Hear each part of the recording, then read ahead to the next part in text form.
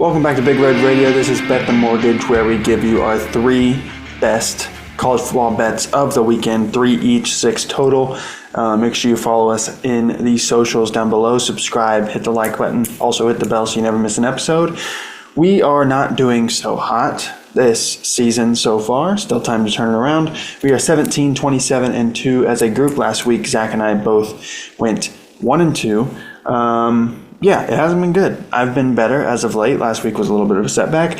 So hoping to turn that around going forward.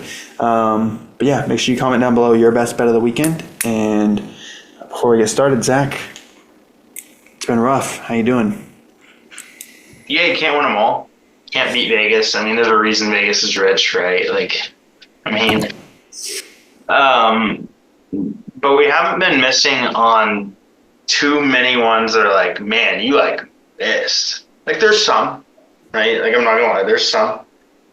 But a lot of them are just bad beats, dude. Yeah. A lot of bad beats. Yeah, and like you said, Vegas always knows. Vegas always knows best. So yeah, we'll get into our picks. I won. We tied last week, but I won 2 weeks ago, so I got to pick first. And my first pick was Minnesota plus 8.5 versus Iowa. And I don't think Minnesota's some great team. Obviously, they looked great last week. I think this is a major kind of letdown spot. Going to Kinnick, obviously, is always tough as well. I just think these are the same team. I think they have decent quarterbacks. I think Minnesota's is better at throwing. I think Iowa's is better at running. I think they have decent running backs. I think Darius Taylor on his best day, coming off a really big game against Nebraska, is better than what anything Iowa has. I think their defenses are fine. I think Iowa's is probably a little better. I mean, it's definitely more talented. But overall, like I said, I just think this is a very, very similar matchup between these two teams, and 8.5 seems like a lot. I got it at 9.5, but it's 8.5 now. I still would bet it. I think this is your typical, 21-17 or 20-17 or 14-10, just a very low scoring game. Even last week when Minnesota had everything going for them, they only scored 24 points. And so I think it's a very low-scoring game, and 8.5 is just so many points to give anybody against Iowa. So I'm going to take it for sure. My first one is Ole Miss plus 5.5 versus Oklahoma. This is an Ole Miss team that absolutely should have and could have beat Georgia. Not to say they messed up, right? Georgia absolutely won that game. Georgia deserved to win that game. That game, honestly, if you play it 100 times, it probably ends 50-50. Those are two really, really talented teams. This is an Oklahoma team that got handled by Texas. Got absolutely handled by Texas. Ole Miss is looking and trying to be the SEC, and they want to be the national champ this year. Will they do it? Probably not. They're probably not that good, but maybe. They had Georgia on the ropes, right? They got every answer to it. A lot of people are saying, is Alabama going to win a national title? Is Georgia going to win a national title? You have to put Ole Miss in that conversation.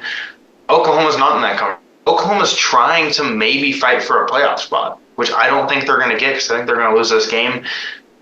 Yeah, Ole Miss should definitely be favored, but plus 5.5, even if they get upset here by 3, I'm okay with that. I think 5.5 is disrespectful. Yeah, I think Oklahoma's got a really good defense, but definitely not a very good offense at all. John Mateer's fine. I think he's still hurt, so he's not going to play very well, which kind of helps Ole Miss because their defense isn't very good. And then Ole Miss's offense, we know Lane Kiffin rolls out a really good offense every single year. So I agree with you there. Didn't get it on. Well, Ole Miss's pass rush is very good. Right. Yeah. John Mateer is mobile. So you get after John Mateer, man. Yeah, he'll throw up sure. For sure. So my second one is Rutgers minus 2.5 versus Purdue. Purdue is a weird team. They've kept games close that had no business being close. Like the Minnesota game, I think they, didn't really feel like a 7-point game in that one. I think, honestly, I think Purdue should have won that game in the end, but I think Minnesota kind of controlled that all the way through almost. And Rutgers is another one. Like, their offense is so good. Like, really, really good, but their defense is the complete opposite. Like, I don't think you could find a worse defense in the Big Ten. Like, they are bad. They should be favored, which they are, 2.5. Purdue's quarterback, probably not going to play, and he's been electrifying for him. So I just think they can score enough, and I think Purdue, with a backup quarterback, is going to be a little undermanned in this one, because I do think Rutgers has some real players on offense. My next one is Texas A&M minus 2.5 versus LSU. Yeah, I think it kind of ties into that Ole Miss Oklahoma game. I think Texas A&M is just flat out better. This is an LSU team that just got handled by Vanderbilt. Not to say Vanderbilt's not a good team, because Diego Pavia is a very good quarterback, but they're not Texas A&M, right? They just aren't. Texas A&M probably right now is currently the favorite to win the SEC, which would just maybe not the favorite. Alabama is right now. Probably Alabama was the favorite, but you can't deny that they're not top 2, top 3 to win the SEC. They're definitely a playoff lock. Yeah. As long as nothing crazy out of the ordinary happens, and a very good team overall. LSU cannot get an offense going to save their life. And, I mean, if you put a decently good offense against them, their defense isn't doing, anything special out there either. And so I think Texas A&M, I'm not going to say Texas A&M is going to blow them out, but I do think Texas A&M handles this game and wins it by a whole lot more than 2.5. Yeah, I'm not really sold on Texas A&M. I haven't really been sold on Marcel Reed. I think, he's throwing a lot of 50-50 balls, and they're just coming down with him, which obviously you got to give props to the receivers. I just think at some point, like, those are going to go, like a blow-up game is going to happen, where those are just, he throws a couple, maybe a few picks, and Texas A&M loses a game they shouldn't lose. It could be LSU. LSU's got a really good secondary. Their defense is really talented. But yeah, LSU can't get their offense going. Maybe they figure it out against Texas A&M, whose defense hasn't been great. But I probably wouldn't bet on that game. But if I were, I would side with you. I would lean that way. My final one is Arkansas minus 1.5 versus Auburn. I actually got them at plus 1.5, but they have moved all the way down to minus 1.5. I think Auburn is dead. I think Hugh Freeze is going to get fired.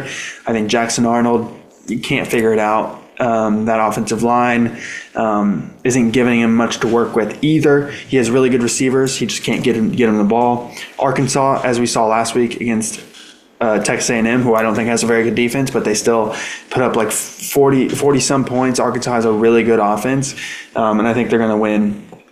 I think they're going to win kind of handily. I think it's going to be, a 10, 14-point win for Arkansas, and I think, we might be having another job opening on Sunday with Auburn. Yeah, I hope not. I think that's the wrong move. I think Hugh Freeze has. I don't know if he's quite there, but I think the revolving door of coaches that these teams like to go through right now is insane. I mean, because everyone looks at Kurt Signetti and is just like, if you can't get us into the national contention from being terrible in 2 years, then you're fired, which I think is absolutely ridiculous, personally. Right. Let's go back to when coaches had at least 5 years, 4 years, at least 4 years to rebuild a team. Like, dude, Auburn, if not for, a few blunders, had Georgia beat. Right. Like, let's not forget about that.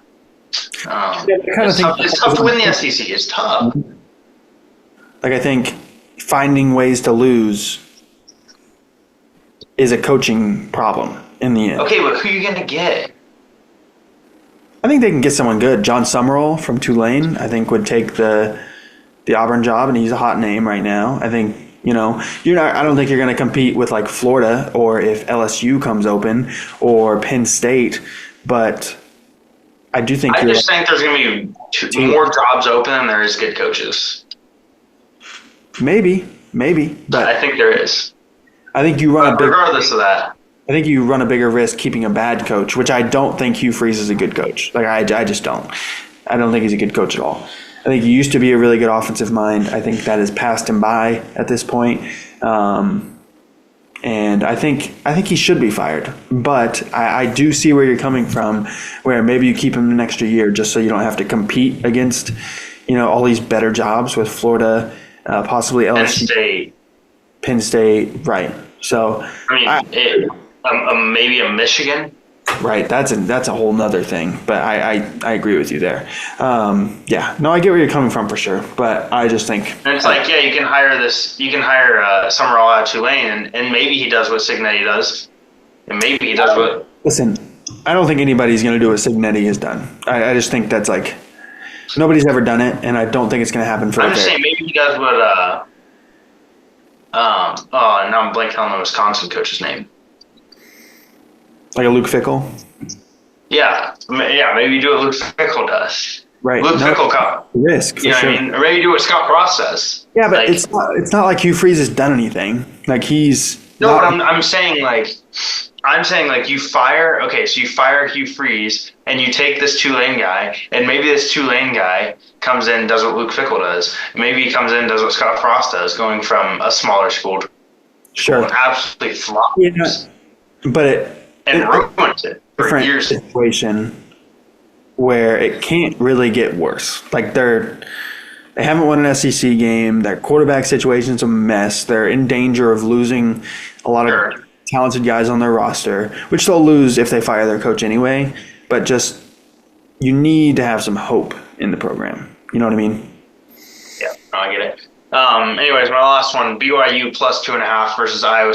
I think BYU is really good. I think BYU absolutely has a chance to go win the Big 12. Now we see Texas Tech lose to Arizona State. That just opened up the floodgates for teams like BYU, teams like Iowa State if they can find a win here, teams like Cincinnati, teams like like Arizona State. Obviously, Texas Tech probably still the favorite, right? Texas Tech's probably still is a very good team, but Iowa State really hasn't shown me anything yet this year to be like, man, that team is really good, right? Like they beat an Iowa team. Their best win right now is versus an Iowa team who has a running back playing quarterback currently. Like he has since playing UMass, he's 7 touchdowns on the ground, 0 in the air. Right. Props, right? Props to you. But regardless, Iowa State hasn't, if it wasn't for some, soft playing by Cincinnati in the second half, Iowa State got absolutely destroyed in that game. I don't think they've done anything out of this world. I think BYU is really good. I do. I think BYU is absolutely really good. I think they can go in and win this game, but obviously taking the points just to keep it safe. Yeah, absolutely. So those are our bets for the week. We will be back next week. Make sure you comment down below your best bet. Follow us on all the socials. Subscribe, hit the bell, leave a like as well. We'll see you guys next week.